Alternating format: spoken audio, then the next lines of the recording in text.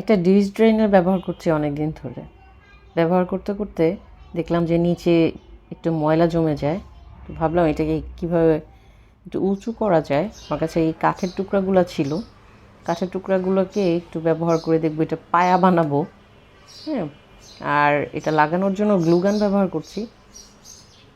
গ্লুগানটা আসলে খুবই কাজের, যে কোনো কিছু টুকটাক জোড়া লাগানোর জন্য বা আঠা লাগিয়ে ফেলার জন্য, ক্রাফটিংয়ের জন্য খুব ইজিলি এটা লাগিয়ে ফেলা যায়। আর ডিশ ড্রেনারটা নিচে এভাবে একদম নিচু হলে, ফ্লোরের সাথে লেগে থাকলে এটাতে দেখা যায় যে নিচে, কারণ প্রতিদিন তো আর নড়ানো হয় না, নিচে অনেক ময়লা জমে যায়, স্যাঁতসেঁতে হয়ে যায়, অনেক সময় পোকাও হয়ে যায়।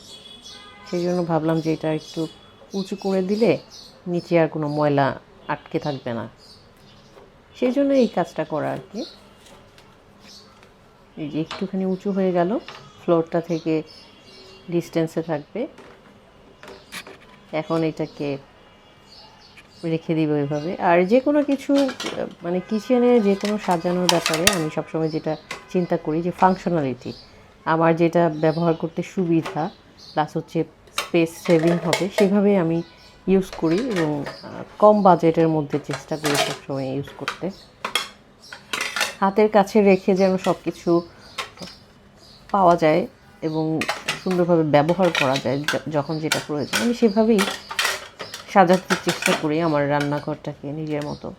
আর এটা খুবই ছোট একটা রান্নাঘর, ছোটোর মধ্যে যতটুকু গুছিয়ে রাখা যায়, আমার প্রয়োজন মতো সব কিছু হাতের কাছে পাই, সেভাবেই আমি গুছাই এবং সাজাই। আর হচ্ছে যে এরকম হয়েছে, নিচের অংশটা একটু উঁচু হয়েছে, যেটা দেখতেও ভালো লাগছে, কাজের ক্ষেত্রেও ভালো।